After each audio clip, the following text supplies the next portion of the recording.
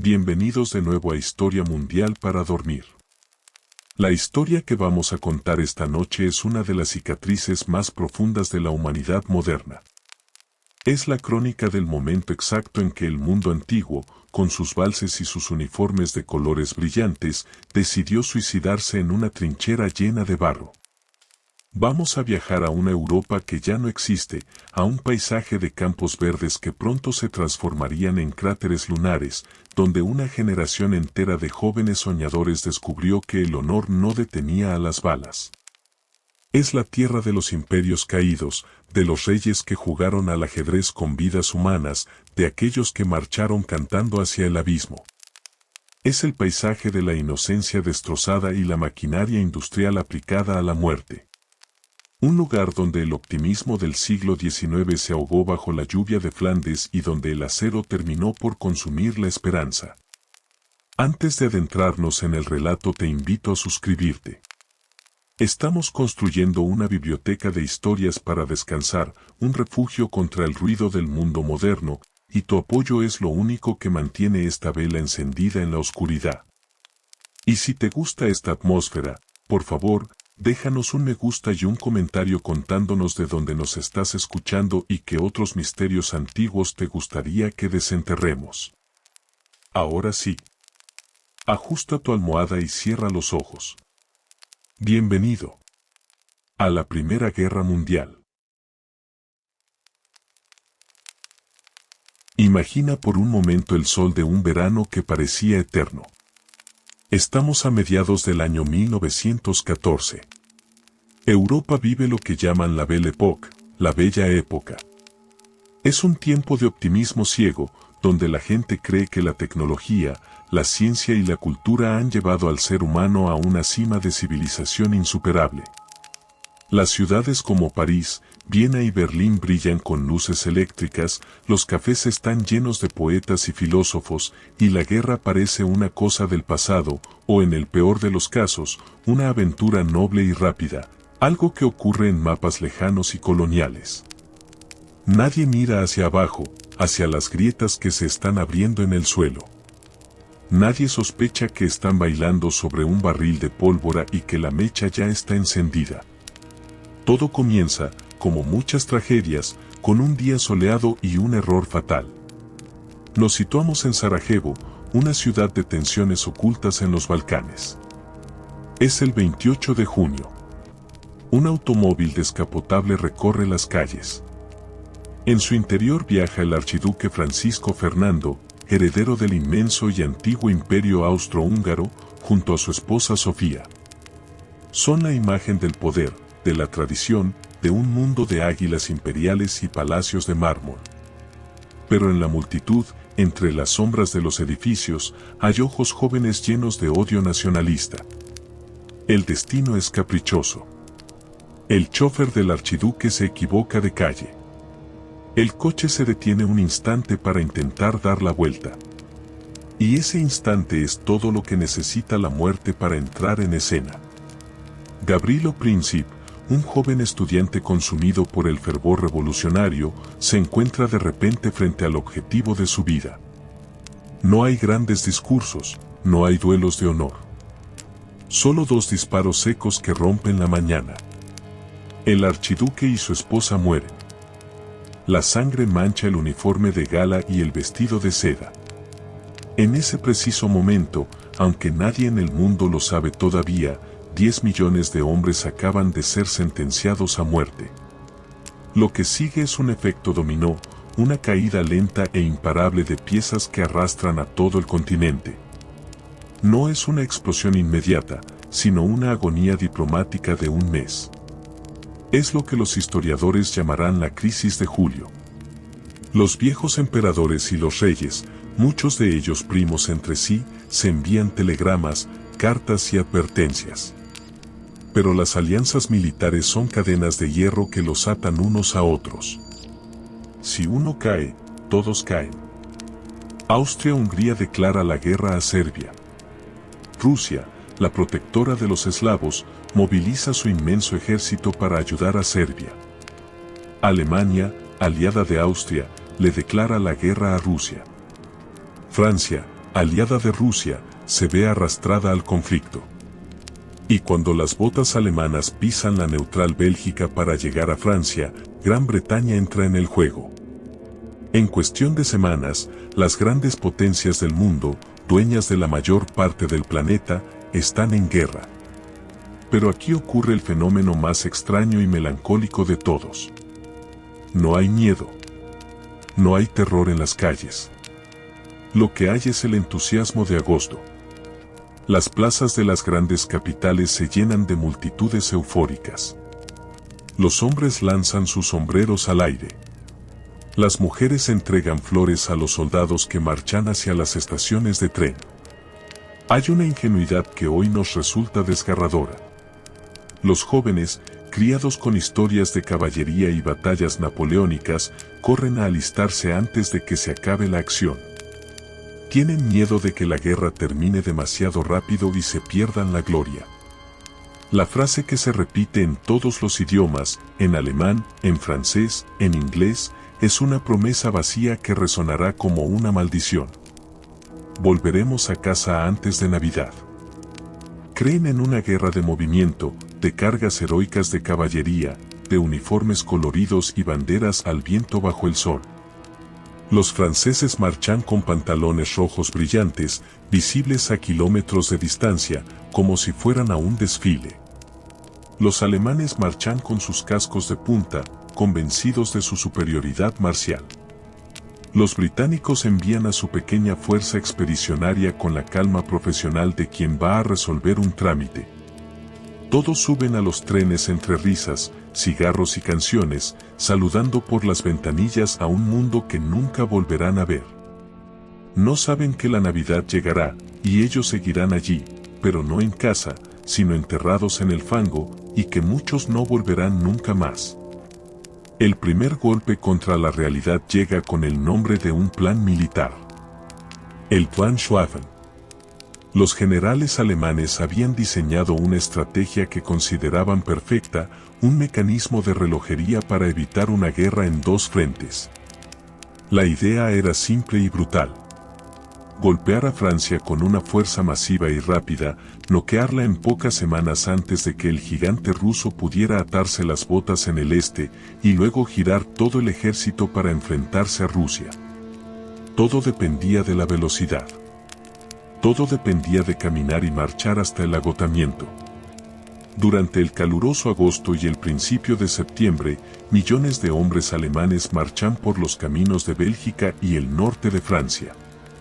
Levantan polvo, queman aldeas y empujan a los ejércitos aliados hacia atrás, siempre hacia atrás, casi hasta las puertas de París. Parece que la guerra, efectivamente, será corta. Los periódicos hablan de victorias inminentes. Pero la maquinaria humana tiene un límite.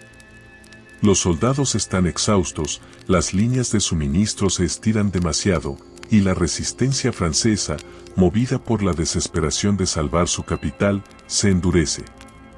Y entonces, ocurre el milagro del Marne. A orillas del río Marne, los franceses y los británicos frenan en seco a la marea gris alemana. Es una batalla colosal, donde participan 2 millones de hombres. Los taxis de París son requisados para llevar soldados al frente. Es el primer indicio de que esta guerra no será normal. La carnicería es espantosa. En cuestión de días, las bajas se cuentan por cientos de miles. El plan alemán de una victoria rápida se desmorona.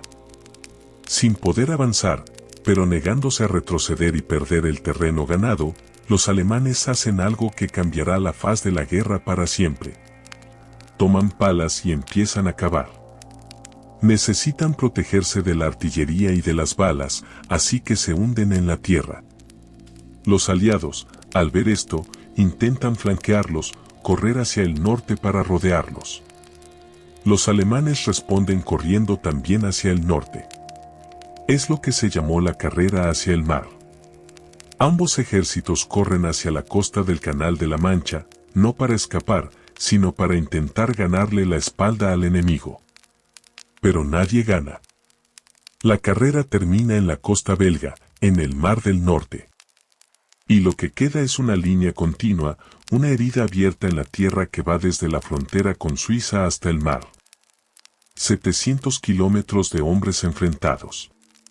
Aquí es donde la tecnología muestra su rostro más cruel. Los generales de la vieja escuela, con sus bigotes y sus sables, ordenan cargas a la antigua usanza. Envían oleadas de infantería a campo abierto, esperando que el coraje sea suficiente. Pero el siglo XX los está esperando con dos inventos demoníacos: la ametralladora y la artillería de tiro rápido. La ametralladora no distingue valor ni rango.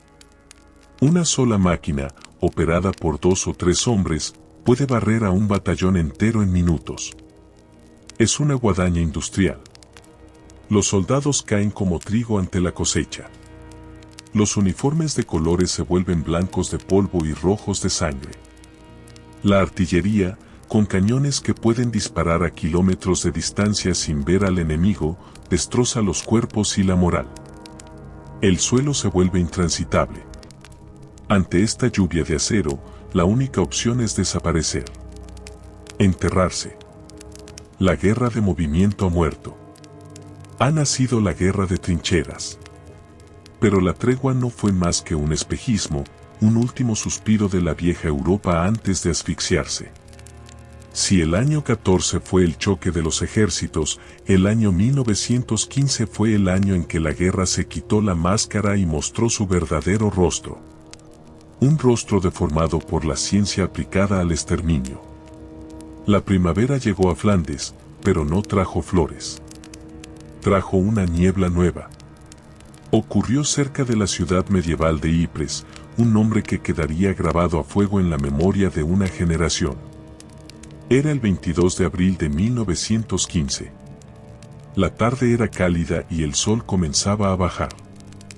En las trincheras aliadas, defendidas por tropas coloniales francesas y soldados canadienses recién llegados, reinaba una extraña calma. De repente, los observadores notaron algo inusual en las líneas alemanas. No era una carga de infantería, ni el humo negro de los explosivos. Era una nube. Una masa densa, pesada y de un color amarillo verdoso comenzó a reptar sobre la tierra de nadie, empujada por una brisa suave hacia las líneas aliadas. Se movía pegada al suelo, como una serpiente fantasmagórica, llenando los cráteres y envolviendo los cadáveres insepultos. Los soldados la miraron con curiosidad al principio, sin entender qué era ese fenómeno. Pero entonces, la nube los alcanzó. El aire se llenó de un olor dulce y metálico, una mezcla de piña y pimienta que quemaba la garganta. En cuestión de segundos, la curiosidad se transformó en pánico absoluto. Los hombres se llevaron las manos al cuello, arañándose la piel, intentando arrancarse la garganta. Sus ojos ardían como si les hubieran echado ácido. Tosían, escupían sangre y espuma rosa. Era gas cloro. El arma química había hecho su debut. No había máscaras de gas todavía. Nadie estaba preparado para una atrocidad semejante. Los soldados, ciegos y asfixiados, salieron de sus trincheras tambaleándose, corriendo hacia la retaguardia, cayendo de rodillas mientras sus pulmones se licuaban por dentro. Fue una escena dantesca, una visión del infierno en la tierra. Ese día, el concepto de honor militar murió definitivamente. Ya no importaba cuán valiente fueras, cuán hábil fueras con el rifle o cuán noble fuera tu causa. Una simple ráfaga de viento cargada de química podía matarte como a un insecto. La guerra se había vuelto industrial y desalmada. Los soldados aprendieron rápido la lección más cruel: orinar en un trapo y ponérselo sobre la boca y la nariz. El amoníaco de la orina neutralizaba parte del cloro. Así debajo había caído la humanidad.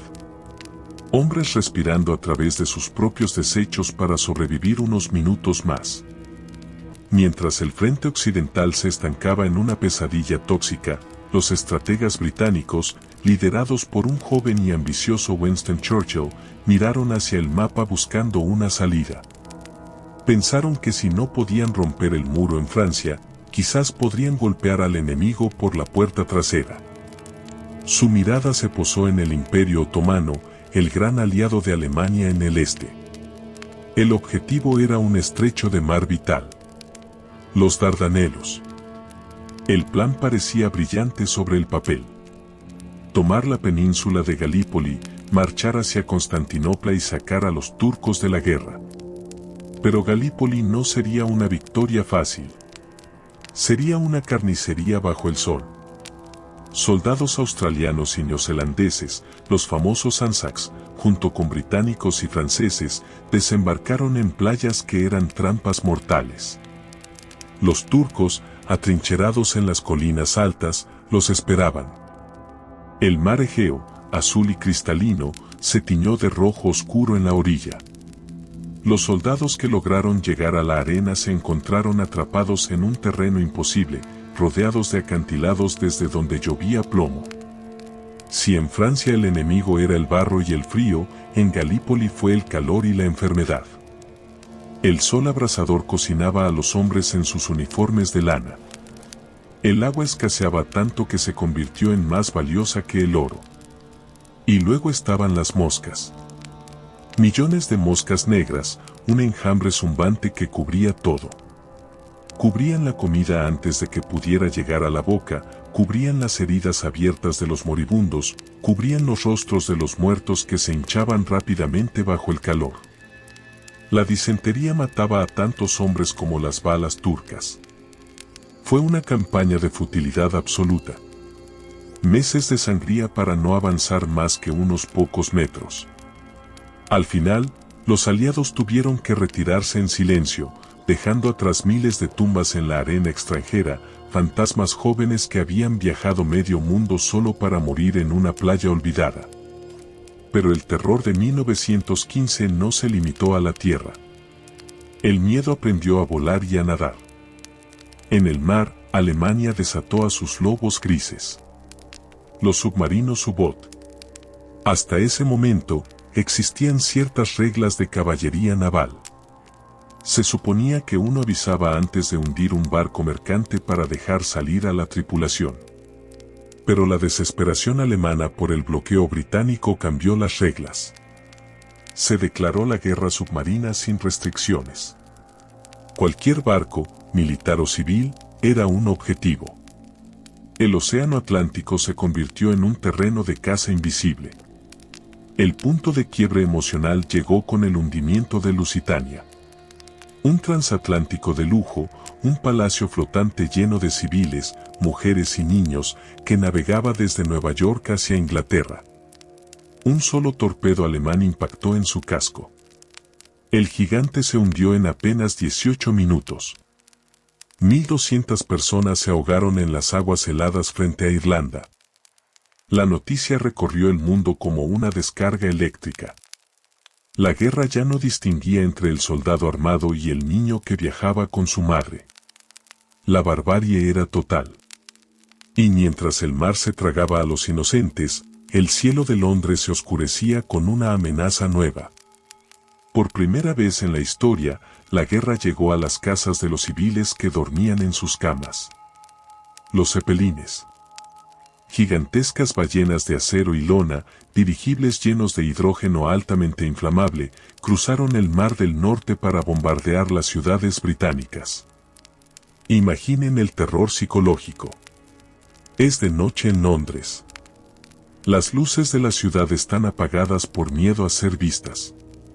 De repente, se escucha un zumbido grave, profundo, como un motor celestial que vibra en los huesos.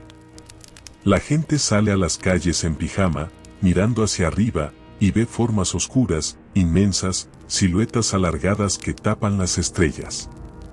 Y entonces, caen las bombas. No tienen la precisión de hoy en día. Caen al azar, destruyendo casas, escuelas, pubs. El daño físico no fue decisivo para la guerra, pero el daño mental fue devastador. La isla británica, que no había sido invadida en casi 1000 años, ya no era segura. El frente de batalla estaba en todas partes. tu propia habitación, tu propio techo, ya no podía protegerte. Así terminó el año 1915. La inocencia del 14 parecía un recuerdo de otra vida, de un siglo antiguo. Los ejércitos estaban enterrados, el gas envenenaba el aire, los submarinos acechaban en el abismo y los dirigibles traían fuego del cielo. Ya no había vuelta atrás. Las potencias estaban atrapadas en una lógica de destrucción mutua asegurada. No se podía negociar la paz porque la sangre derramada exigía más sangre para justificar el sacrificio. Los generales, frustrados por la falta de movimiento, comenzaron a planear el siguiente paso para 1916. Decidieron que si no podían ser más astutos que el enemigo, tendrían que ser más brutales. Si no podían romper las líneas, tendrían que desangrar al oponente hasta que no le quedaran hombres vivos. Estaban diseñando los mataderos industriales. Estaban dibujando en los mapas dos nombres que se convertirían en sinónimos de apocalipsis: Verdún y el Sam. Pero los soldados que tiritaban en el barro bajo la nieve de un nuevo invierno no sabían lo que se les venía encima. No sabían que, a pesar de todo el horror que habían visto, lo peor, lo verdaderamente inimaginable, todavía estaba por llegar.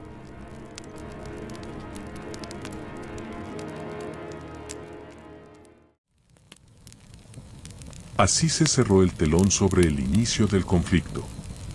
Los ideales románticos yacían muertos, congelados en las alambradas de tierra de nadie, y los soldados que sobrevivieron al invierno comprendieron una verdad aterradora. Esto ya no era una guerra por territorio, ni por banderas, ni por gloria. Era algo nuevo. Algo oscuro. El mundo se había transformado en una inmensa fábrica donde la materia prima eran los cuerpos jóvenes y el producto final era el dolor. Y mientras la nieve se derretía revelando los huesos de los caídos, los generales en sus mapas trazaban líneas rojas sobre dos puntos geográficos que pronto se convertirían en sinónimo de apocalipsis. La inocencia había terminado. Ahora comenzaba la era de la trituradora.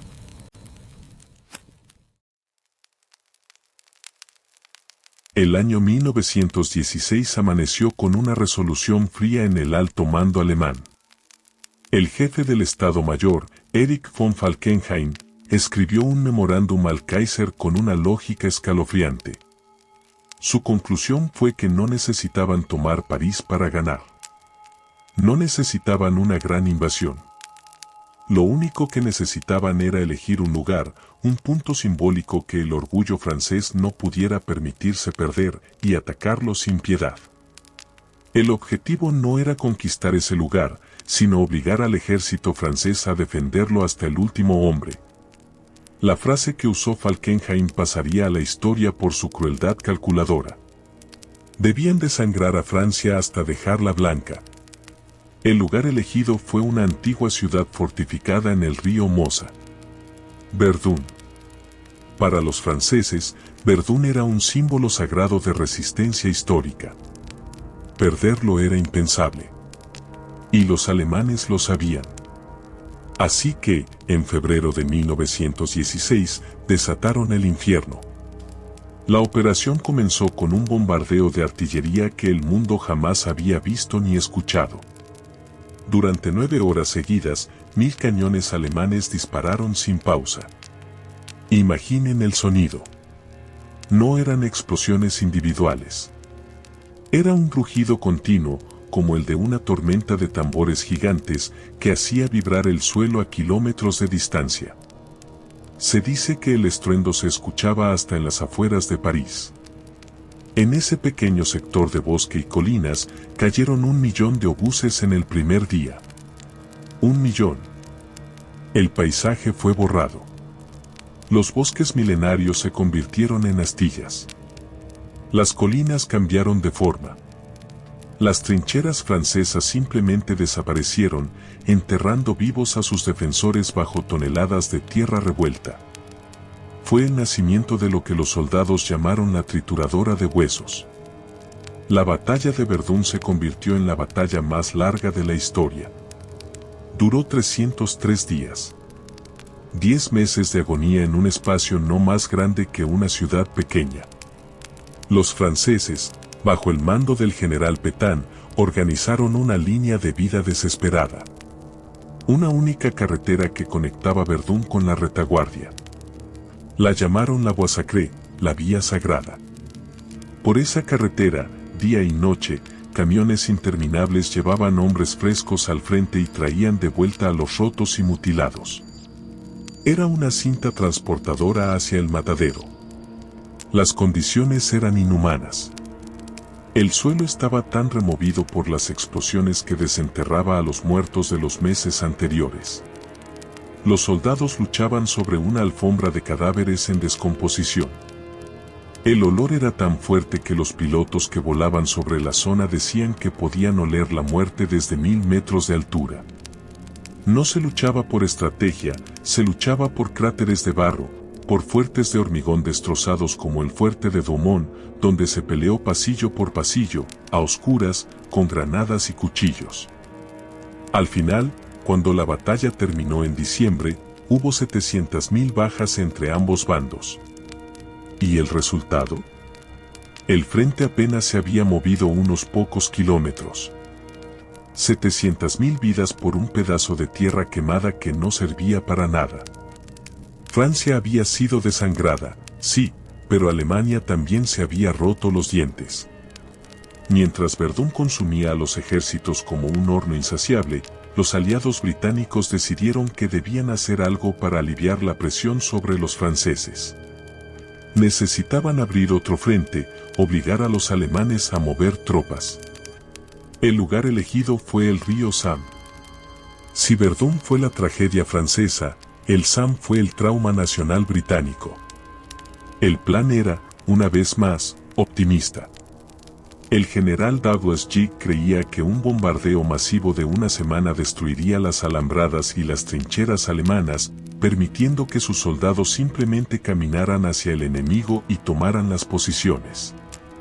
Ni siquiera necesitarán los rifles, les dijeron. Solo bastones para caminar. Durante 7 días, la artillería británica martilló las líneas alemanas. Creyeron que nada podía sobrevivir a eso. Pero los alemanes habían cavado profundo. Tenían búnkeres subterráneos a 10 metros de profundidad, con electricidad y camas, donde esperaron pacientemente a que terminara la lluvia de fuego. Cuando el bombardeo cesó el 1 de julio de 1916, los alemanes supieron que el ataque de infantería era inminente. Subieron sus ametralladoras a la superficie, se acomodaron y esperaron. A las 7:30 de la mañana, sonaron los silbatos. 100.000 soldados británicos salieron de sus trincheras. Iban cargados con mochilas pesadas, caminando despacio, alineados hombro con hombro, confiados en que el enemigo estaba muerto. Fue un suicidio masivo. Las ametralladoras alemanas, las Maxim y las Spandau, abrieron fuego. Fue una cosecha mecánica. Las filas británicas caían como fichas de dominó. No tenían dónde esconderse. El día era soleado y claro, perfecto para los artilleros. En el primer día de la batalla del Sam, el ejército británico sufrió casi 60.000 bajas. 20.000 murieron en las primeras horas. Es, hasta el día de hoy, el día más sangriento en la historia militar del Reino Unido. Regimientos enteros, formados por vecinos de un mismo pueblo, los llamados batallones de amigos, fueron aniquilados en minutos. Hubo pueblos en Inglaterra que perdieron a todos sus hombres jóvenes en una sola mañana. La batalla del Sam se extendió hasta noviembre. Meses de lluvia que convirtieron el campo de batalla en un pantano pegajoso donde los heridos se ahogaban si caían de la camilla. Al final, hubo más de 1 millón de bajas entre todos los ejércitos. Los aliados avanzaron, en el mejor de los casos, 10 kilómetros. Cada centímetro de tierra conquistada costó litros de sangre. Verdún y el Sam enseñaron al mundo una lección brutal. La tecnología había superado a la táctica. La defensa era infinitamente más poderosa que el ataque. El hombre, con su carne blanda y sus huesos frágiles, no tenía nada que hacer contra el acero y el fuego. Pero la mente humana, en su infinita capacidad para la destrucción, no se detuvo ahí. Si las balas no eran suficientes, si la artillería no bastaba para romper el punto muerto, entonces había que inventar nuevos horrores. Había que recurrir a la ciencia más oscura. Y así, en medio de este estancamiento sangriento, aparecieron en el campo de batalla monstruos que parecían salidos de una pesadilla futurista. Si el cloro había sido terrorífico, la ciencia de la muerte tenía reservada una evolución aún más perversa. El gas mostaza. A diferencia del cloro, que atacaba los pulmones y te asfixiaba, el gas mostaza era un agente vesicante. No hacía falta respirarlo para que te matara. Solo hacía falta que tocara tu piel. Imagina estar en una trinchera húmeda. De repente, caen proyectiles que no explotan con un estruendo agudo, sino con un sonido sordo, liberando un líquido aceitoso que se evapora lentamente. El aire se llena de un olor que recuerda al ajo, a la mostaza podrida o al rábano picante. Al principio, no pasa nada. Y ese es el horror supremo de esta arma. El efecto retardado. Los soldados podían seguir luchando durante horas sin saber que ya eran cadáveres caminantes. Poco a poco, los ojos empezaban a irritarse hasta que los párpados se hinchaban y se cerraban por completo, provocando una ceguera temporal o permanente. La piel húmeda, las axilas, la ingle, comenzaban a arder. Aparecían ampollas gigantescas, amarillas y llenas de líquido, como si el hombre hubiera sido sumergido en agua hirviendo. El gas se impregnaba en los uniformes de lana, permaneciendo activo durante días, semanas, incluso meses en el barro frío. Un soldado podía sentarse en el suelo días después de un ataque y quemarse vivo químicamente. Las enfermeras que trataban a los heridos en la retaguardia a menudo sufrían quemaduras en sus propias manos solo por tocar la ropa de las víctimas. La guerra química transformó el miedo. Ya no se temía solo a la bala que podías escuchar, sino al aire mismo que necesitabas para vivir. La máscara de gas, con sus ojos de vidrio vacíos y su tubo de respiración similar a una trompa, se convirtió en el rostro deshumanizado del soldado moderno. Pero mientras los químicos envenenaban el aire, los ingenieros británicos trabajaban en secreto para conquistar la tierra. Buscaban una máquina capaz de aplastar las alambradas, cruzar las trincheras y proteger a la infantería de las ametralladoras. Para mantener el secreto, dijeron a los espías y trabajadores que estaban construyendo depósitos de agua móviles para el desierto. En inglés, depósitos de agua se dice tanks. Y el nombre se quedó para siempre. El 15 de septiembre de 1916, en medio de la carnicería del Somme, los alemanes vieron surgir de la niebla matinal a unas bestias mecánicas que desafiaban toda descripción. Eran los Mark I. Romboides, inmensos, ruidosos, cubiertos de remaches y barro, avanzaban lentamente sobre orugas de metal que trituraban todo a su paso. No se detenían ante el alambre de espino. Simplemente lo aplastaban. Las balas rebotaban en su piel de acero. Para el soldado de infantería alemán, agotado y aterrorizado, ver acercarse a esos monstruos debió ser como ver a un dragón prehistórico. El efecto psicológico fue devastador. Los hombres huían despavoridos. Sin embargo, estas primeras máquinas eran imperfectas. Eran hornos por dentro.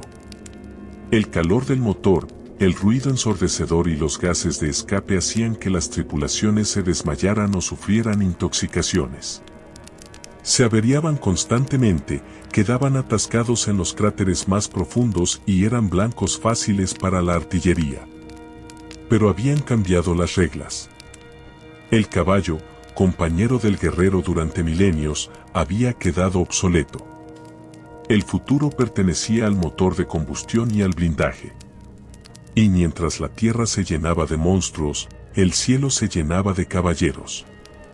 La guerra aérea nació como una curiosidad y terminó como una leyenda sangrienta. Al principio, los pilotos de los frágiles biplanos de madera y tela se saludaban en el aire o se disparaban con pistolas y revólveres como en un duelo de lejano oeste. Pero pronto, la tecnología permitió sincronizar las ametralladoras con las hélices y el cielo se convirtió en un campo de caza. A diferencia de la masacre anónima del barro, la guerra en el aire conservaba un aura de romanticismo cínico. Eran los haces. Hombres jóvenes, aristócratas, que pintaban sus aviones de colores brillantes como escudos heráldicos modernos. El más famoso de todos, el temido Barón Rojo, Manfred von Richthofen. Pintó su triplano Fokker de un rojo sangre brillante, una provocación arrogante que decía: «Estoy aquí, ven a buscarme». Derribó 80 aviones enemigos antes de encontrar su propio final. Pero no nos dejemos engañar por la leyenda. Morir en el aire era atroz. No había paracaídas para los pilotos en gran parte de la guerra. Si tu avión se incendiaba, una estructura de madera barnizada y gasolina, tenías dos opciones: arder vivo en la cabina mientras caías o saltar al vacío y esperar el impacto contra el suelo. Muchos pilotos llevaban una pistola no para defenderse, sino para pegarse un tiro si las llamas los alcanzaban antes de estrellarse.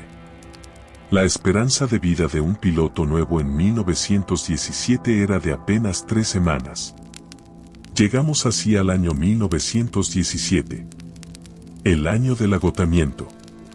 La maquinaria había funcionado a máxima potencia durante demasiado tiempo y las piezas, tanto humanas como políticas, empezaron a romperse. En las trincheras, apareció una epidemia silenciosa que los generales no podían entender y que a menudo confundían con cobardía. Lo llamaron Cell-Shock. Neurosis de guerra. El cerebro humano tiene un límite para procesar el terror. Después de semanas de bombardeo continuo, sin dormir, viendo a amigos desmembrados, vibrando con cada explosión, la mente simplemente se desconectaba para protegerse. Hombres fuertes, soldados veteranos, de repente dejaban de hablar. Se quedaban mirando a la nada, con los ojos muy abiertos, la famosa mirada de las 1000 yardas. Otros comenzaban a temblar incontrolablemente, incapaces de sostener una taza de té o de caminar. Algunos regresaban a la infancia, llorando y llamando a sus madres, acurrucados en posición fetal en el barro.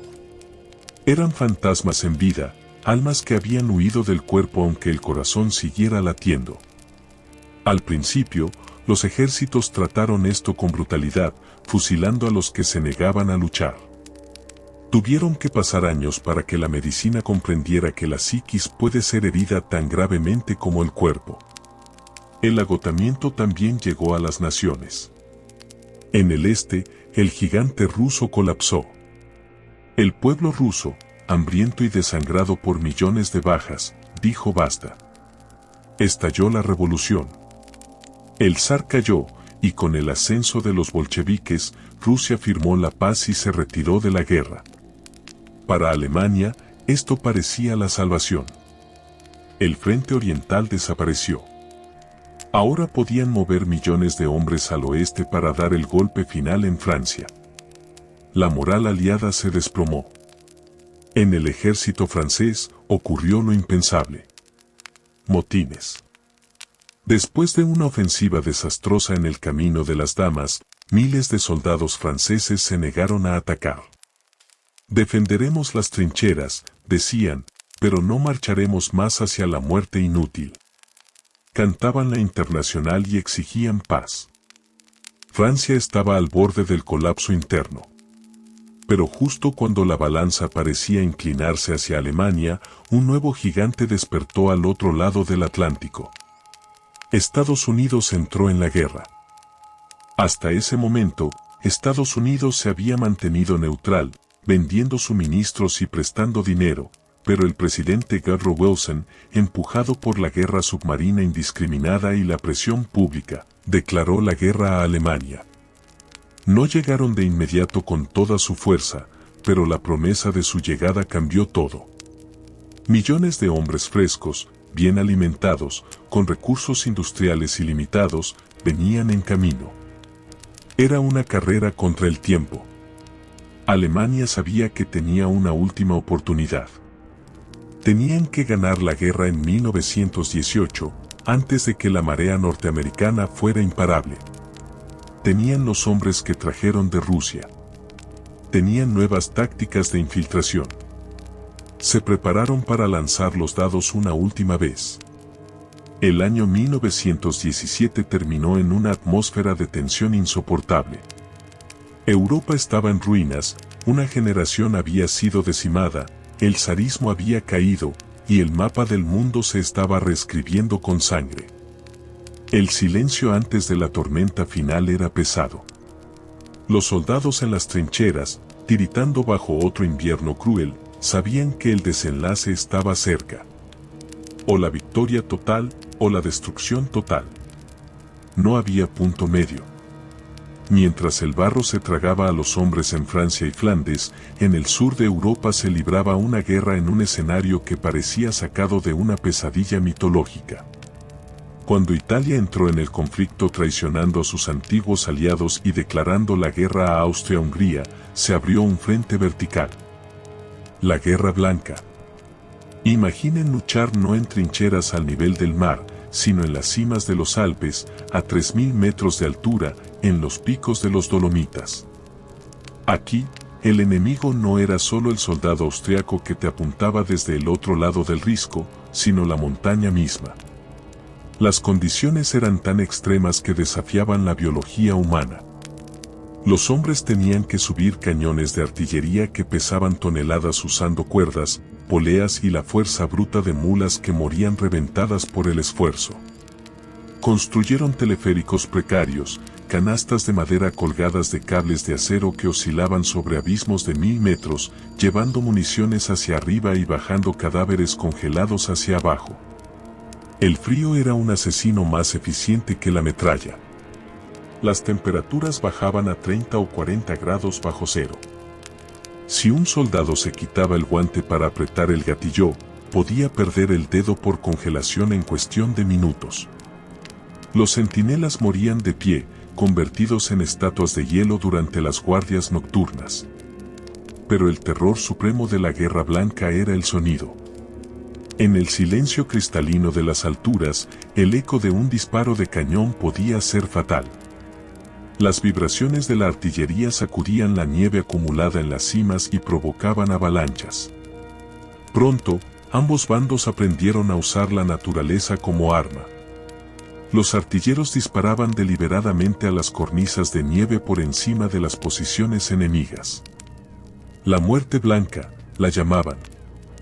Millones de toneladas de nieve, hielo y rocas se desplomaban sobre los barracones, enterrando a compañías enteras en segundos. Se estima que en el frente alpino murieron más hombres por las avalanchas que por el fuego enemigo. Miles de ellos siguen allí hoy, perfectamente conservados dentro de los glaciares, soldados de la Primera Guerra Mundial que aparecen lentamente cuando el hielo se derrite en los veranos calurosos, con sus uniformes y sus rostros intactos, como si estuvieran durmiendo. Para sobrevivir, tuvieron que convertirse en topos del hielo. Los ingenieros austriacos construyeron una ciudad entera dentro del glaciar de la Marmolada. La llamaron la Ciudad de Hielo. Kilómetros de túneles tallados dentro del glaciar azul, con dormitorios, comedores, capillas y depósitos de municiones, todo esculpido en el agua congelada, iluminado por lámparas de aceite que creaban un resplandor fantasmal en las paredes translúcidas.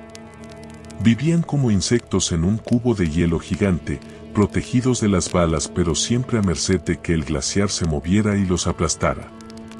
Más abajo, en el valle del río Isonzo, la locura de los generales alcanzó su cenit. El general italiano Luigi Cadorna, un hombre de una disciplina de hierro y una imaginación nula, lanzó ofensiva tras ofensiva contra las posiciones austriacas fortificadas. Hubo 12 batallas del Isonzo. 12 veces, los soldados italianos fueron enviados a morir contra las mismas alambradas y las mismas ametralladoras en un terreno de piedra caliza que convertía cada explosión en una lluvia de esquirlas de roca afilada como cuchillos. Cadorna, frustrado por la falta de avance, reinstauró una práctica romana olvidada: la decimación. Si una unidad fallaba en su ataque o retrocedía sin orden, se elegía a un hombre de cada 10 al azar, se lo sacaba de la fila y se lo fusilaba frente a sus compañeros para dar el ejemplo. La guerra había retrocedido a la brutalidad de la antigüedad clásica, pero con armas industriales. Lejos de las montañas y del barro, en las aguas grises y frías del Mar del Norte, los gigantes de la era industrial se encontraron por única vez. Fue la batalla de Jutlandia. Alemania y Gran Bretaña habían pasado décadas construyendo acorazados, los dreadnoughts, castillos flotantes de acero con cañones capaces de lanzar proyectiles del tamaño de un automóvil a 20 kilómetros de distancia. Eran las máquinas más complejas y costosas que la humanidad había construido jamás. El 31 de mayo de 1916, las dos flotas chocaron entre la niebla. Fue un espectáculo apocalíptico de fuego y humo sobre el agua oscura. 250 barcos maniobrando en el caos. Cuando un proyectil penetraba el blindaje de estos barcos y alcanzaba los depósitos de cordita, la explosión no partía el barco, lo desintegraba. Tripulaciones de 1000 hombres desaparecían en un instante en una columna de fuego que subía hasta el cielo. Fue un choque de dinosaurios metálicos, confuso y sangriento. Aunque los alemanes hundieron más tonelaje, la flota británica era tan inmensa que siguió dominando el mar. Los alemanes, dándose cuenta de que no podían ganar en un combate directo, volvieron a sus puertos y no volvieron a salir. Sus barcos se oxidaron en los muelles, convirtiéndose en cárceles flotantes para marineros que empezaban a escuchar los susurros de la revolución. Pero el verdadero efecto del dominio naval británico no fue la batalla, sino el silencio del bloqueo. Gran Bretaña cerró el mar. Nada entraba a Alemania. Ni comida, ni fertilizantes para los campos. Y aquí es donde la maquinaria de la muerte extendió sus garras hasta los hogares de los civiles. La guerra ya no era solo cosa de soldados. Era una guerra contra las mujeres, los niños y los ancianos que esperaban en Berlín, en Múnich, en Hamburgo. Llegó el invierno de 1916 a 1917. Se le conoce en la historia alemana como el invierno de los nabos.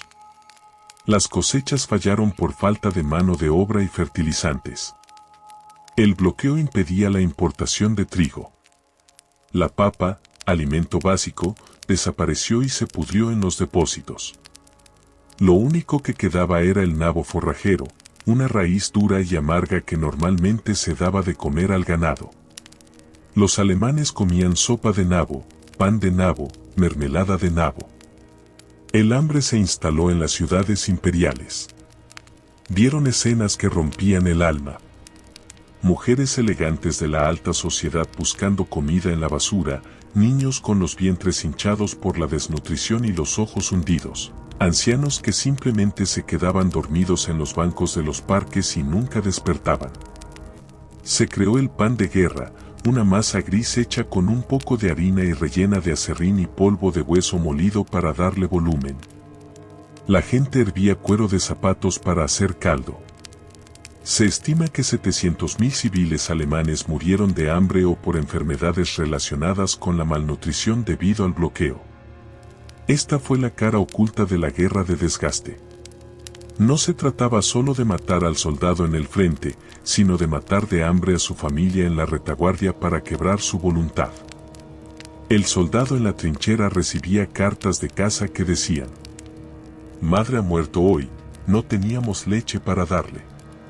Eso destruía la moral más rápido que cualquier bombardeo. El odio se calcificó. Ya no había vuelta atrás. Alemania sentía que estaba siendo estrangulada lentamente, y eso la empujó a la desesperación de la guerra submarina total, esa decisión fatal que traería a los americanos a la guerra. Y no podemos olvidar a los que volvían del frente, no en ataúdes, sino rotos. La medicina avanzó a pasos agigantados, sí, pero fue un avance nacido del horror. Los cirujanos se enfrentaron a heridas que nunca habían visto. La metralla no hacía agujeros limpios. Arrancaba mandíbulas, narices, pómulos. Dejaba a los hombres sin rostro. Surgieron los guiosqueses, las caras rotas. Hombres jóvenes que habían sobrevivido pero que eran monstruos ante el espejo. Se crearon hospitales especiales, aislados, donde no hubiera espejos en las paredes. Artistas y escultores fueron contratados para hacerles máscaras de cobre pintado, rostros falsos y rígidos, con un bigote pintado y un ojo de vidrio, que se ataban detrás de la cabeza con correas de cuero. Estos hombres vivían detrás de sus máscaras, incapaces de sonreír, incapaces de besar, condenados a ser recordatorios vivientes de la brutalidad tecnológica. Caminaban por las calles de París y Londres como fantasmas, y la gente apartaba la mirada, incapaz de soportar la visión de lo que la gloria le había hecho a la carne humana. La maquinaria de la muerte había tocado todo. Las cimas de los Alpes, el fondo del mar, los estómagos de los niños y los rostros de los sobrevivientes. Para cuando llegó el final de 1917, el mundo estaba enfermo. Exhausto. La humanidad había mirado al abismo y el abismo le había devuelto la mirada con una máscara de gas y un rostro de cobre.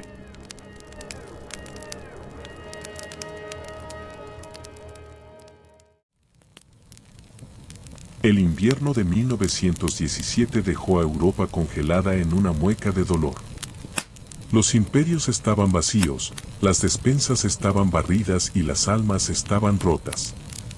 Pero en los mapas de los generales alemanes, todavía quedaba una última carta por jugar. Una carta suicida. Sabían que el reloj de arena se estaba quedando sin granos. La maquinaria se estaba deteniendo, pero antes de apagarse para siempre, el motor de la guerra daría una última sacudida, un espasmo final de violencia frenética que intentaría cambiar el destino del mundo en una sola primavera. El silencio estaba cerca, pero antes del silencio, vendría el trueno más fuerte de todos.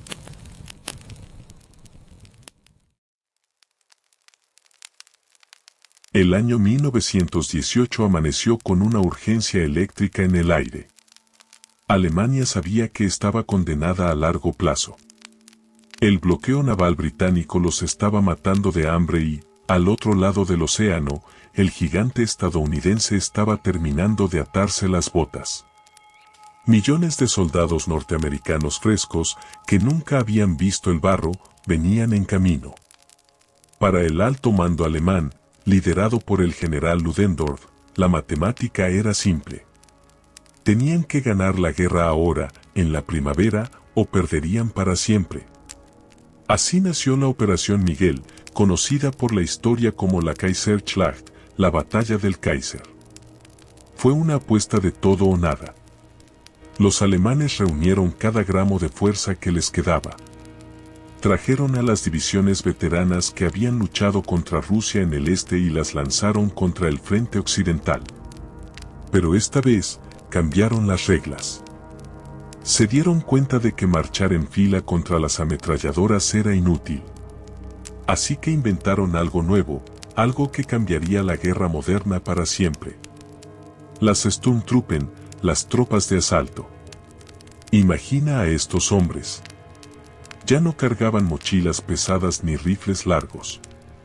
Eran grupos pequeños, rápidos y letales.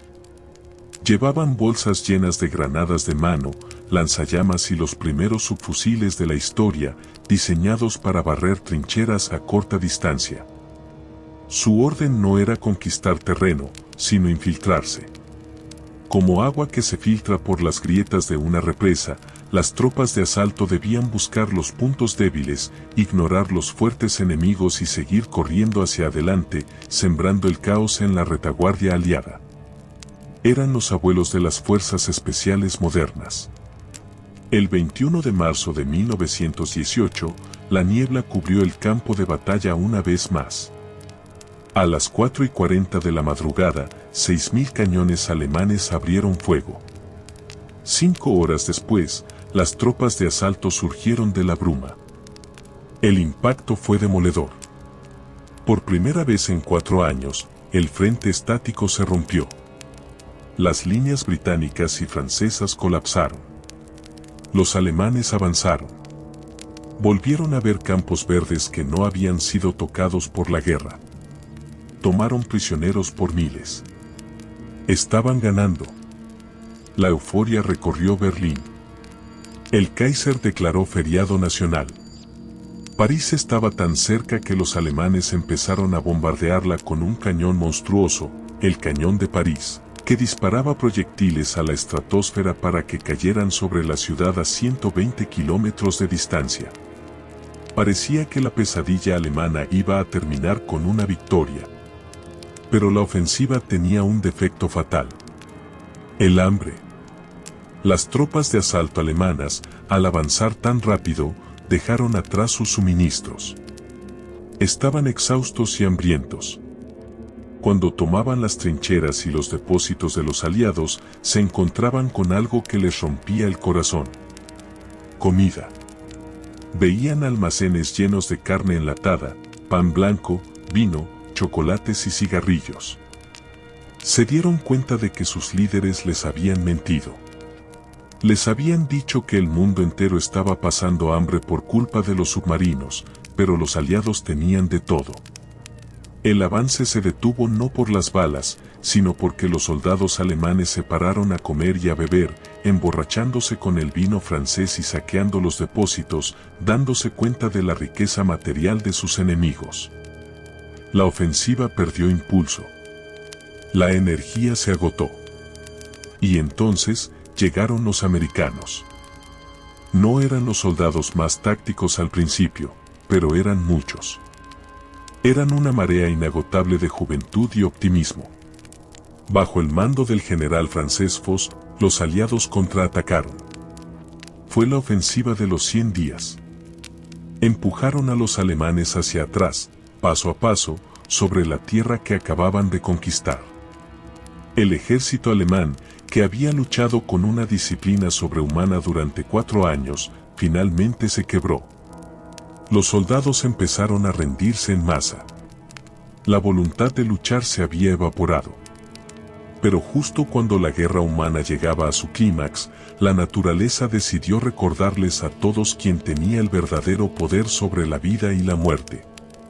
Un jinete pálido cabalgó por las trincheras, ignorando uniformes y fronteras.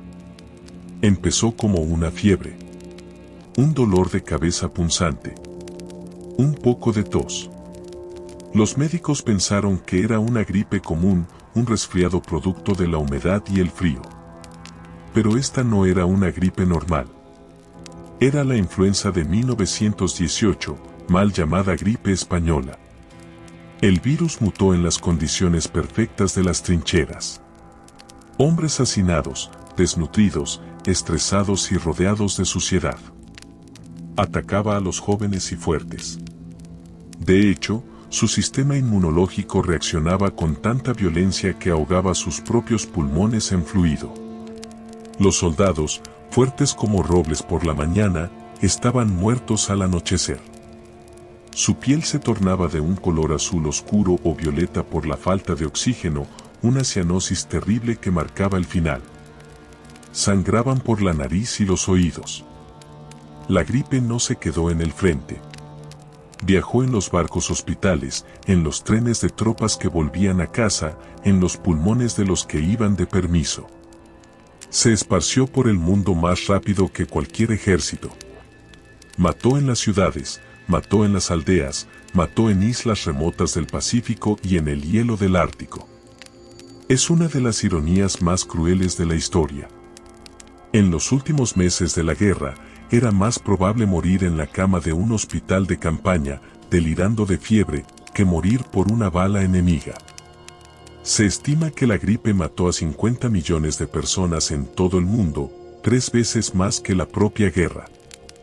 Fue una plaga bíblica que barrió el planeta, llevándose a los que habían logrado sobrevivir al gas y a la metralla. Era como si la muerte, insatisfecha con la cosecha de las ametralladoras, hubiera decidido usar su propia guadaña para terminar el trabajo. A principios de noviembre de 1918, la situación para Alemania era insostenible.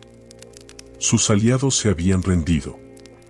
Austria-Hungría se había disuelto en pedazos. El Imperio Otomano había capitulado. En Alemania, la revolución estalló en las calles. Los marineros se amotinaron en el puerto de Kiel, negándose a salir a una última batalla suicida. Los trabajadores fueron a la huelga. El Kaiser Guillermo II, el hombre que con su arrogancia había ayudado a encender el mundo, abdicó y huyó a Holanda en un tren, dejando atrás un imperio en ruinas y una república frágil naciendo entre las llamas. Los nuevos líderes alemanes enviaron un telegrama a los aliados. Pedían un armisticio. Un cese al fuego. No una rendición incondicional todavía, sino un paren de matar. Los aliados aceptaron. El lugar elegido para la firma fue un bosque tranquilo en Francia, el bosque de Compiègne. No querían hacerlo en una ciudad para evitar disturbios y humillaciones públicas inmediatas. El mariscal Foch tenía su tren privado estacionado allí, oculto entre los árboles. En un vagón de tren, un vagón restaurante convertido en oficina, se reunieron los delegados alemanes y los aliados. Los alemanes estaban pálidos, cansados, vestidos con trajes civiles mal ajustados o uniformes desgastados. Foch los recibió con frialdad de hielo. No hubo apretones de manos. Les leyó los términos. Eran duros. Alemania debía entregar sus armas, sus submarinos, sus aviones, retirarse de todos los territorios ocupados y devolver a los prisioneros. Tenían 72 horas para firmar. Los alemanes, con lágrimas en los ojos, sabiendo que su país se moría de hambre y que el ejército ya no existía, firmaron. Se acordó que las armas callarían a una hora simbólica, una hora que quedaría grabada en la memoria colectiva de la humanidad para siempre. El cese al fuego entraría en vigor el día 11, del mes 11, a las 11 de la mañana. Faltaban pocas horas para ese momento. Y aquí ocurre la última tragedia, la más absurda de todas. En esas horas finales, entre la firma del papel al amanecer y las 11 de la mañana, la guerra continuó. Muchos comandantes, queriendo ganar una última medalla o capturar un último pueblo insignificante, ordenaron atacar. Hombres murieron a las 10:55, a las 10:58, a las 10:59. El último soldado estadounidense en morir, Henry Gunther, cargó contra una ametralladora alemana a las 10:59. Los alemanes le gritaban que se detuviera, que la guerra iba a terminar, pero él no entendió o no quiso entender. Cayó muerto un minuto antes de la paz. Fue la última gota de sangre inútil en un océano de desperdicio. Y entonces, las agujas de los relojes de bolsillo de miles de oficiales se alinearon. El segundero marcó el final. Las 11 en punto de la mañana. Lo que sucedió en ese instante no fue un grito de alegría. Fue algo mucho más extraño y perturbador. Fue el sonido del vacío. Durante 1500 días y 1500 noches, los oídos de esos hombres habían estado sometidos al martilleo constante de la artillería, al zumbido de las balas, a los gritos y al llanto. El ruido era la banda sonora de su existencia. Y de repente, en una fracción de segundo, todo se detuvo. Los sismógrafos en los laboratorios de París y Londres, que habían estado registrando temblores en la corteza terrestre causados por las explosiones durante años, dibujaron una línea recta. La tierra dejó de temblar. En las trincheras, Los hombres se miraron unos a otros con incredulidad. No se atrevían a levantar la cabeza. Sus mentes, condicionadas por el trauma, esperaban la trampa, el truco, la explosión final. Tardaron minutos, que parecieron horas, en comprender que seguían vivos.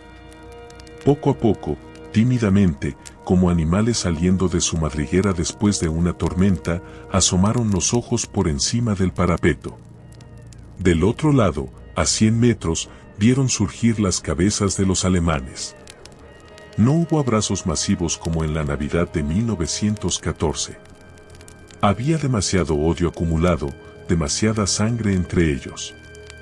Simplemente se pusieron de pie, se sacudieron el polvo y se miraron en silencio. Un silencio tan denso que, según los diarios de los veteranos, provocaba dolor físico en los oídos. Y entonces, se escuchó el sonido más hermoso y aterrador del mundo. El canto de un pájaro. Un mirlo solitario que se posó sobre un rollo de alambre de espino y comenzó a cantar. La naturaleza reclamaba su dominio. La máquina se había apagado.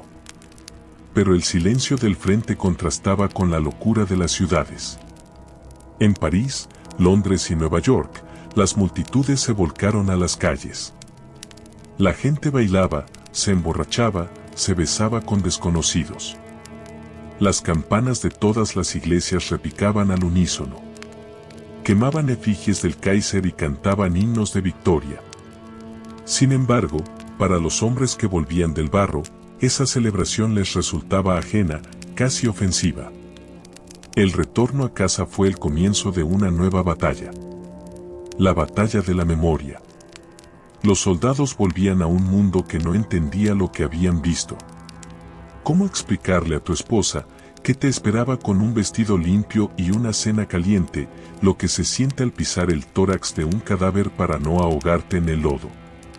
¿Cómo contarle a tus padres que el héroe que ellos creían que eras, en realidad había llorado de miedo abrazado a sus propias rodillas mientras sus amigos eran desmembrados? Se creó un abismo insalvable entre el frente y la retaguardia. Los veteranos se encerraron en sí mismos. Se sentaban en los pubs o en las cocinas, mirando al vacío, sobresaltándose con el ruido de un coche o el portazo de una ventana. Eran extraños en su propia tierra. La sociedad quería olvidar rápido, quería volver a los felices años 20, al jazz, al cine y a la frivolidad. Querían borrar la cicatriz. Pero los soldados eran la cicatriz. Mientras los soldados intentaban recomponer sus almas, los políticos se reunieron para decidir el destino del mundo. El lugar elegido no fue casualidad. El Palacio de Versalles, en las afueras de París. Específicamente, el Salón de los Espejos. El mismo lugar donde, medio siglo antes, Alemania había humillado a Francia proclamando su imperio. Ahora, Francia buscaba su venganza fría y calculada. Fue una conferencia de vencedores. A Alemania no se le permitió participar en las discusiones. Solo fueron invitados para firmar la sentencia. Los protagonistas eran los llamados Tres Grandes. Por Estados Unidos, el presidente Woodrow Wilson, un idealista que hablaba de paz duradera y autodeterminación de los pueblos. Por Gran Bretaña, el primer ministro David Lloyd George, que quería castigar a Alemania pero no destruirla, para poder seguir comerciando. Y por Francia, el implacable Georges Clemenceau, apodado el Tigre. Clemenceau no quería paz. Quería seguridad eterna. Quería aplastar a Alemania de tal manera que jamás, en 1000 años, pudiera volver a levantar un fusil contra Francia. Y él ganó la discusión. El Tratado de Versalles, firmado el 28 de junio de 1919, exactamente 5 años después del disparo en Sarajevo, fue un documento de odio. Alemania fue obligada a aceptar la culpabilidad total de la guerra. Se le arrebataron sus colonias, se le prohibió tener fuerza aérea, se redujo su ejército a una fuerza policial ridícula de 100.000 hombres y se le impusieron reparaciones económicas astronómicas. Una deuda impagable que condenaba a las futuras generaciones de alemanes a la pobreza y la humillación. Cuando la delegación alemana leyó el tratado, se horrorizó. Pero no tenían opción. El bloqueo naval seguía vigente. Si no firmaban, sus hijos seguirían muriendo de hambre. Firmaron con manos temblorosas. Pero al salir del palacio, uno de los delegados alemanes dijo una frase profética. Nos veremos de nuevo en 20 años. El mariscal francés Foch, al leer el tratado, fue aún más preciso. Esto no es una paz. Es un armisticio de 20 años. En Alemania, el tratado fue recibido como una puñalada. Y aquí nació el mito más peligroso del siglo XX.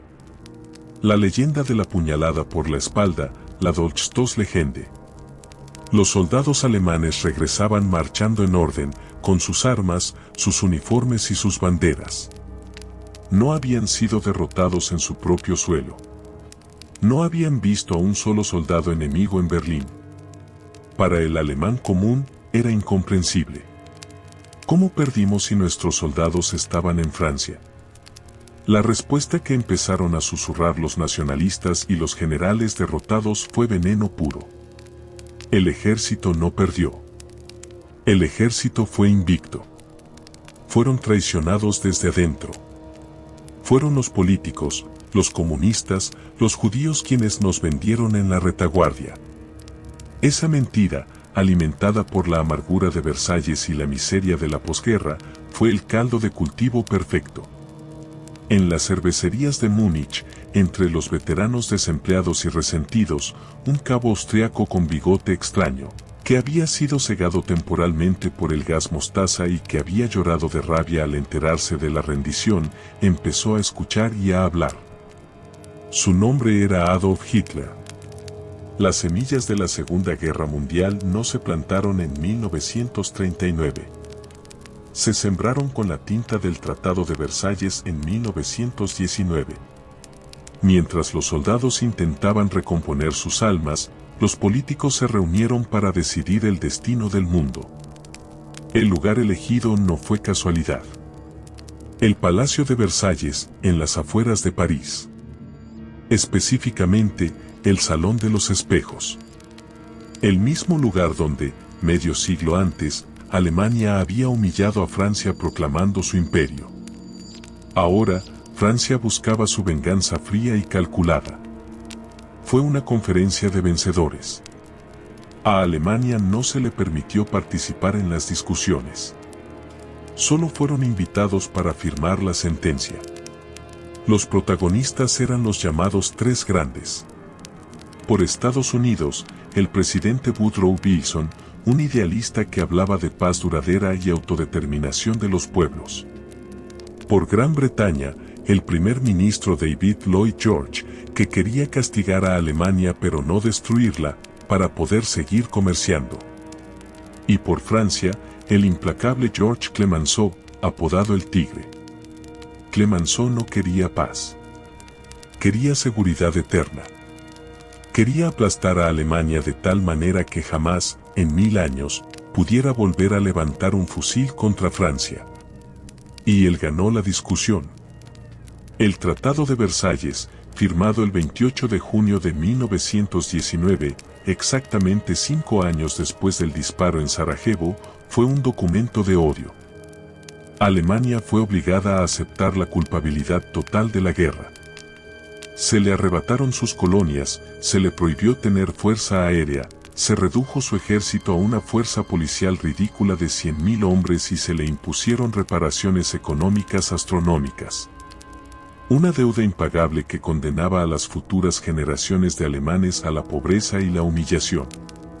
Cuando la delegación alemana leyó el tratado, se horrorizó. Pero no tenían opción. El bloqueo naval seguía vigente.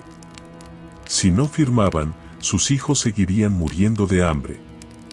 Firmaron con manos temblorosas.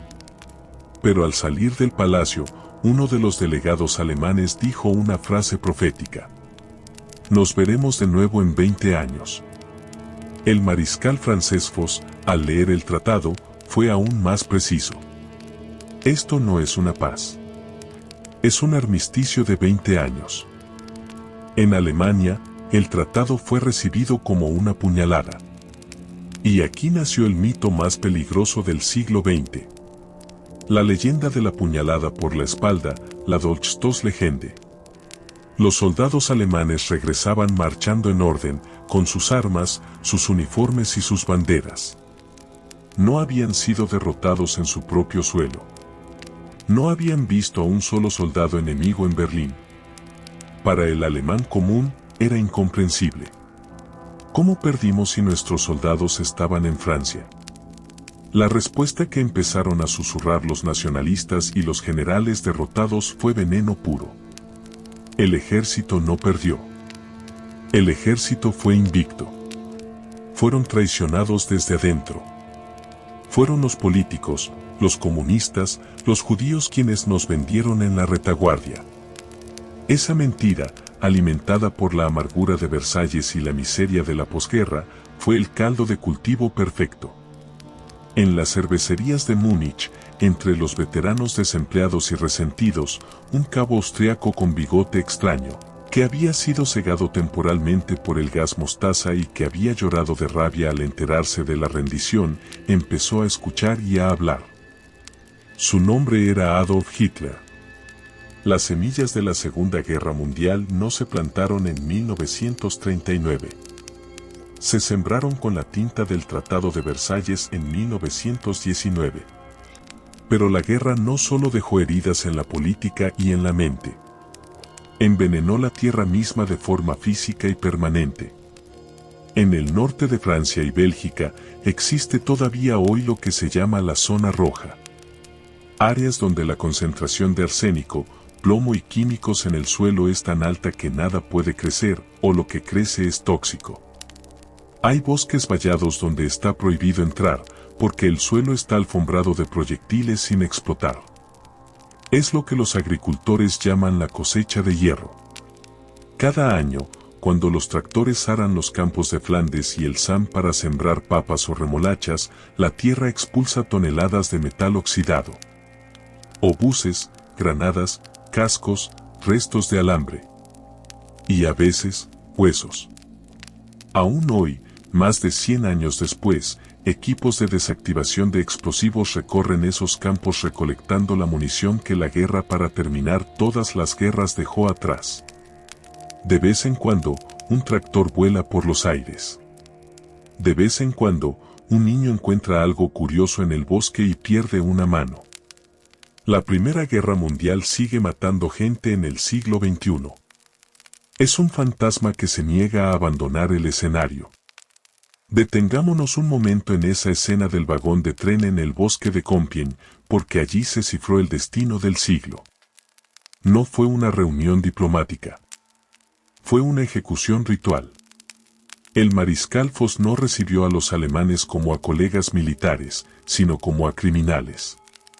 Matthias Erzberger, el político civil alemán enviado a firmar porque los generales eran demasiado cobardes para poner su nombre en la derrota, suplicó clemencia. Habló del hambre, de las mujeres y niños muriendo en Berlín por el bloqueo. Foch, con el rostro de piedra, simplemente le empujó el papel y le dijo: «Firma». Erzberger firmó con lágrimas en los ojos, sabiendo que estaba firmando su propia sentencia de muerte. Y así fue. Años después, sería asesinado por extremistas de derecha alemanes, culpado por esa firma. La tinta de ese documento no secó con paz, secó con venganza. Pero mientras los hombres blancos decidían el futuro de Europa en vagones de lujo, hubo millones de otros ojos mirando en silencio, ojos que la historia oficial decidió ignorar durante décadas. La Primera Guerra Mundial fue, verdaderamente, mundial, y eso significó que los imperios arrastraron a sus súbditos coloniales al matadero. Francia trajo a cientos de miles de hombres desde África Occidental, los tiradores senegaleses. Gran Bretaña trajo a más de 1 millón de soldados de la India, turbantes sikh y gurkas nepalíes que se congelaban en las trincheras de Flandes, acostumbrados al sol del trópico. Se les prometió que, si sangraban por el imperio, serían recompensados con libertad, con derechos, con ciudadanía. Sangraron. Murieron en las primeras líneas, usados a menudo como carne de cañón para absorber las primeras balas alemanas. ¿Y cuando terminó la guerra, qué recibieron? Nada. El olvido absoluto. Fueron enviados de vuelta a sus colonias, a menudo sin pensiones, sin reconocimiento, tratados nuevamente como ciudadanos de segunda clase. Esa traición sembró una amargura profunda que, décadas más tarde, explotaría en los movimientos de independencia.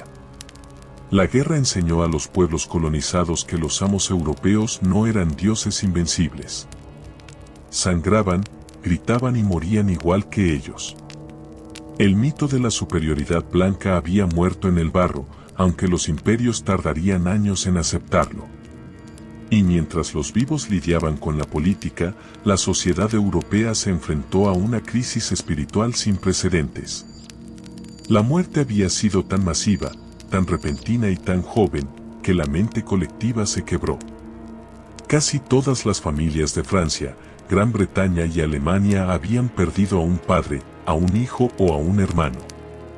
Y lo peor, muchos no tenían un cuerpo. Sus seres queridos habían desaparecido, vaporizados por la artillería o tragados por el barro líquido de Chendel. Sin un cuerpo que enterrar, el duelo se volvía imposible. Esta desesperación provocó el auge de algo escalofriante: el espiritismo. La gente, en su locura de dolor, se negó a aceptar que sus muertos se habían ido. Las tablas de Ouija se vendían por millones. Las sesiones de espiritismo se convirtieron en la actividad nocturna más común en los salones de Londres y París. Madres de luto se sentaban en círculos, tomadas de la mano en la oscuridad, esperando que un médium les trajera un último mensaje de su hijo muerto en el SAM. Incluso hombres de ciencia, como el creador de Sherlock Holmes, Sir Arthur Conan Doyle, dedicaron su vida a intentar probar que los fantasmas eran reales, desesperado por contactar a su propio hijo fallecido en la guerra. Europa se convirtió en un continente de fantasmas. La gente creía ver a soldados caminando por las calles en la niebla.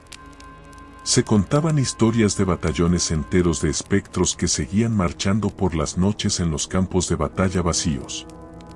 Fue una histeria colectiva nacida de la incapacidad de procesar una masacre industrial. La religión tradicional no alcanzaba para consolar tanto horror. Hacía falta algo más tangible, aunque fuera una mentira. Y como si los fantasmas no fueran suficiente castigo, el virus de la gripe decidió dar su golpe maestro precisamente cuando estalló la paz. La primera ola de la primavera de 1918 había sido mala, pero la segunda ola, la que golpeó en el otoño e invierno, fue apocalíptica. Las celebraciones del armisticio fueron el caldo de cultivo perfecto. Millones de personas salieron a las calles a besarse, a abrazarse, a compartir botellas de vino, a gritar la victoria. Y entre esos besos y esos gritos, el virus saltó de boca en boca con una eficiencia terrorífica. Semanas después de las fiestas de la victoria, las ciudades quedaron en silencio nuevamente. Pero esta vez no era un silencio solemne, era el silencio de la cuarentena y la morgue. En ciudades como Filadelfia o Londres, los ataúdes se apilaban en las aceras porque los enterradores estaban demasiado enfermos o muertos para trabajar. Se cavaron fosas comunes con excavadoras de vapor. Lo terrorífico de esta gripe, y lo que la hacía tan dark ambient en su naturaleza, era cómo mataba. No elegía a los débiles. Mataba a los que habían sobrevivido a la guerra. Un soldado podía haber sobrevivido 4 años de bombardeos, gas y francotiradores, volver a casa, abrazar a su madre, y morir 3 días después ahogado en sus propios fluidos en su antigua habitación de la infancia.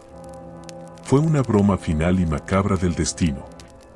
La muerte los persiguió hasta sus hogares. Se llevó a poetas, a artistas, como Egan Schiele y Gustav Klimt, y a millones de anónimos. La humanidad estaba tan cansada de la muerte que los periódicos apenas reportaban las cifras. La muerte se había vuelto banal, un ruido de fondo constante. Mientras los vencedores celebraban y morían de gripe, en el corazón de Europa, el imperio alemán colapsaba en una orgía de violencia callejera que pocos libros de historia mencionan en detalle, pero que es crucial para entender lo que vendría después. Alemania no tuvo una transición pacífica. Tuvo una guerra civil no declarada. El Kaiser se había ido, y se proclamó la República, pero las calles eran tierra de nadie. Los soldados volvían del frente con sus armas, pero sin trabajo, sin comida y llenos de rabia. Sentían que les habían robado la victoria. Se organizaron en grupos paramilitares llamados Freikorps, los cuerpos libres. Estos hombres eran brutales. Llevaban cascos de acero pintados con calaveras, el Totenkopf, que luego usarían las SS. Odiaban a la nueva república, odiaban a los comunistas, odiaban a los judíos. Patrullaban Berlín y Múnich en camiones blindados, armados con ametralladoras y lanzallamas, luchando contra milicias obreras rojas. Hubo batallas campales en el centro de las ciudades alemanas. Ejecuciones sumarias en los parques. Cadáveres tirados en los canales helados. Fue en este caldo de cultivo, en esta atmósfera de traición, hambre, gripe y violencia política, donde nació el nazismo. No fue una anomalía. Fue el hijo bastardo de la Primera Guerra Mundial. Los hombres que luego dirigirían los campos de concentración y las divisiones Panzer aprendieron su oficio en las trincheras del 14 y en las calles sangrientas del 19. La guerra no terminó. Simplemente cambió de uniforme. El odio se profesionalizó. Finalmente, volvamos a la tierra. Porque la cicatriz física merece ser descrita con el respeto que impone su toxicidad. Hablamos de la zona roja, pero hay que entender la magnitud. Pueblos enteros desaparecieron del mapa. Nombres como Fleury, Domont, Beaumont. Son pueblos muertos por Francia. Hoy vas a esos lugares y solo encuentras un cartel entre los árboles que dice aquí estaba la iglesia, aquí estaba la escuela. No queda ni una piedra. La artillería pulverizó los ladrillos hasta convertirlos en polvo rojo. El suelo en Verdún sigue siendo ondulado, como un mar congelado en una tormenta. Esos no son valles naturales. Son cráteres superpuestos, uno sobre otro, durante años. Y debajo de esa hierba verde que ha vuelto a crecer engañosamente, la tierra está llena de huesos. Se estima que todavía hay cientos de miles de soldados desaparecidos bajo el fango. Hay un lugar llamado el Osario de Douaumont. Es una torre gigantesca que vigila el campo de batalla. En su base, si miras a través de unas pequeñas ventanas de vidrio a ras del suelo, ves algo que te hiela la sangre. No son tumbas. Es una montaña desordenada de huesos. Cráneos, fémures, costillas, mezclados sin nombre y sin patria. Son los restos de 130.000 soldados desconocidos, alemanes y franceses mezclados en la muerte, unidos finalmente en la oscuridad de una cripta de hormigón. Es el monumento más triste del mundo. Es la prueba física de que, al final, la guerra borra nuestra identidad y nos reduce a calcio y polvo. Al final, ¿qué quedó? Quedaron 10 millones de soldados muertos, 20 millones de heridos graves, 7 millones de civiles fallecidos, 4 imperios desmantelados. El alemán, el austrohúngaro, el otomano y el ruso. Mapas redibujados con líneas rectas que ignoraban etnias y religiones, creando conflictos en Medio Oriente y los Balcanes que perduran hasta hoy. Pero la pérdida más profunda fue cultural. Fue la muerte del optimismo. La escritora Gertrude Stein llamó a los sobrevivientes la generación perdida. Jóvenes como Ernest Hemingway, Tolkien, C.S. Lewis u Otto Dix, que fueron al infierno y volvieron, transformaron su trauma en arte. Pero era un arte roto, cínico, desencantado. La fe en el progreso, en que la tecnología nos haría mejores, se había evaporado en las nubes de gas cloro. Dios parecía haber muerto en Flandes. La humanidad había entrado en la modernidad, pero el precio de la entrada fue su propia alma. Aprendimos a volar, pero lo usamos para bombardear. Aprendimos química, pero la usamos para asfixiar. Aprendimos a organizar la industria, pero la usamos para la producción en masa de cadáveres.